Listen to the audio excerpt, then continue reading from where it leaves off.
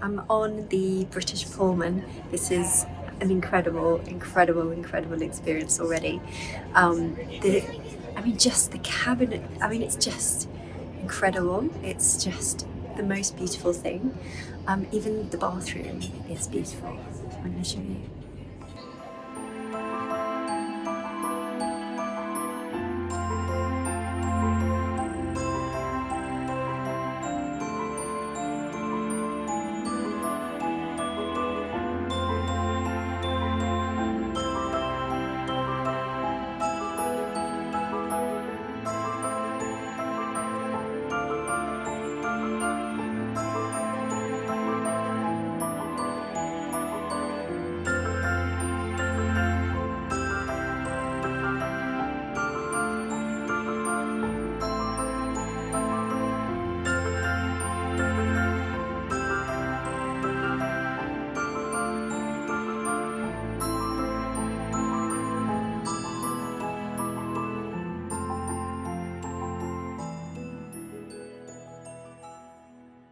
So this is Sickness, and we had her rebuilt in 2020. Amazing. And we took her from London Battersea to just outside of Paris, and it took a year to build and cost £2 million. Oh my goodness. So as you go through, you'll see, lucky for us, Wes Anderson's quite a fan of luxury train travel.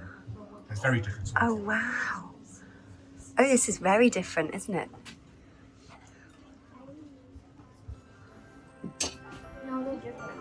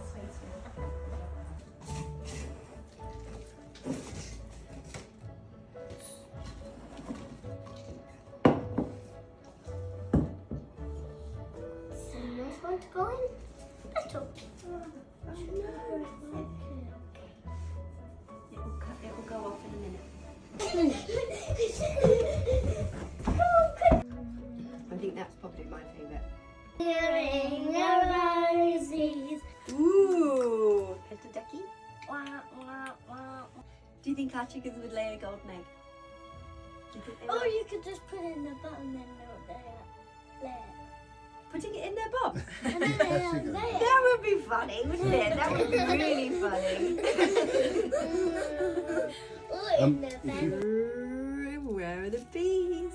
Actually, that didn't work. Hey, one It's still got Now, if you guys, We'll put that one on the homepage. We need Teddy.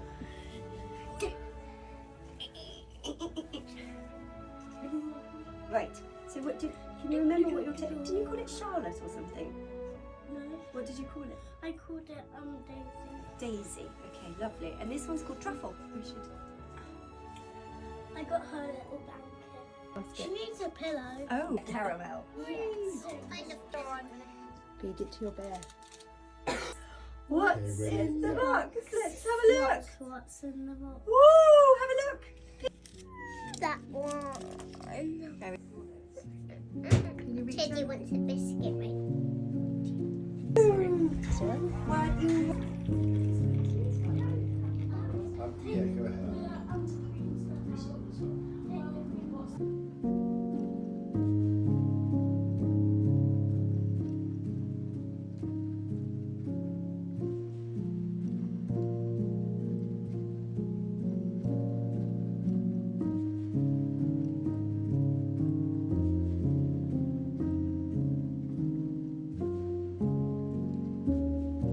What do you think you're doing?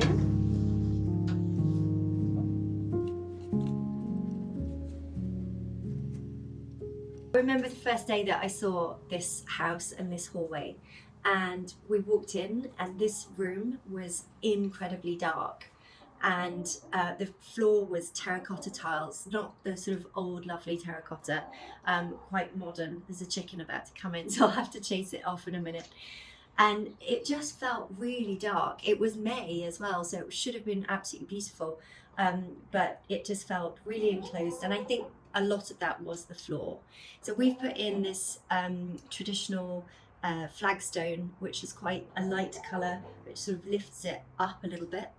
And we've also painted the wall a yellowish colour, which is really warm and bright. And then we've just added over the time. So a room only ever feels, I think, truly lived in when it's like got all your bits and bobs in over time and you've acquired bits and things that you want. So, you know, we've got a little sofa in the corner over here, which fits absolutely perfectly.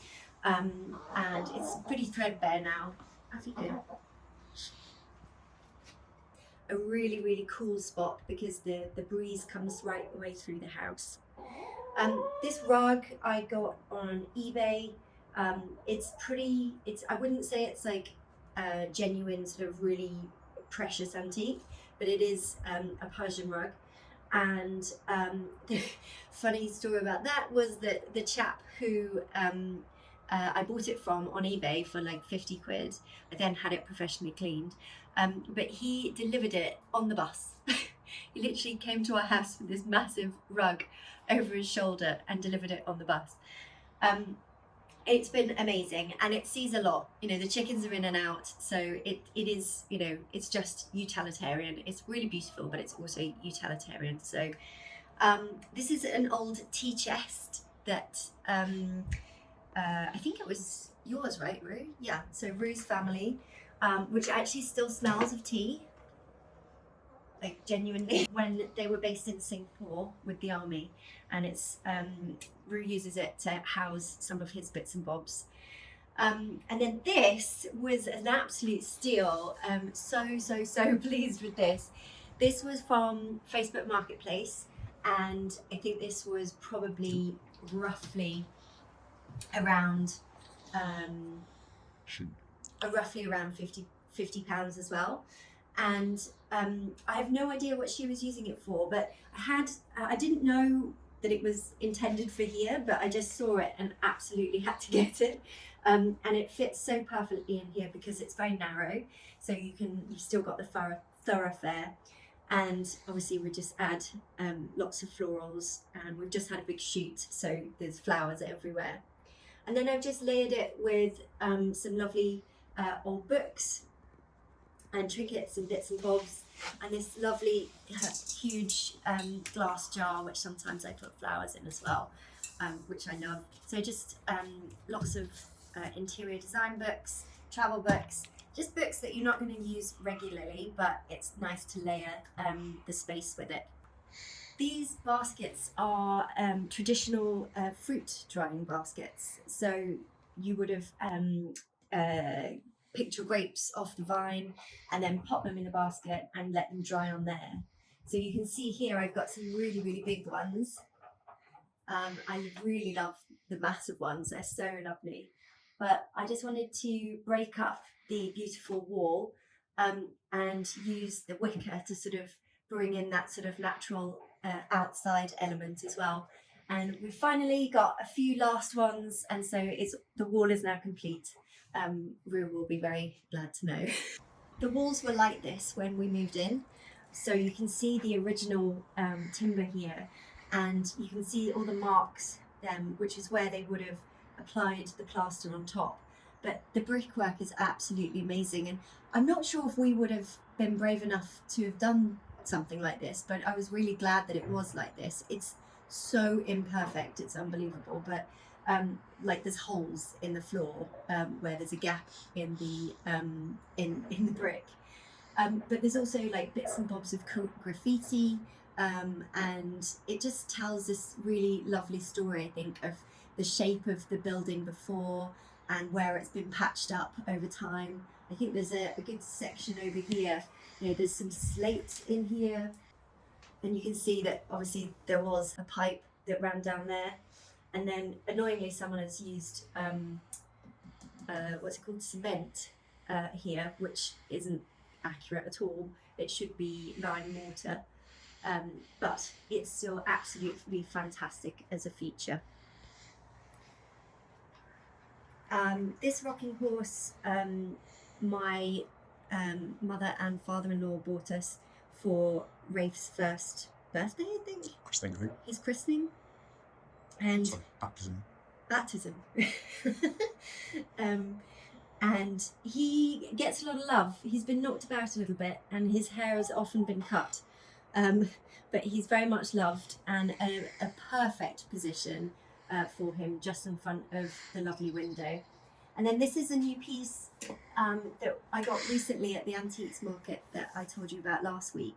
And I think we might pop that here, just sort of that. This is where we got married. And then this reminds me of where we go in the Gower.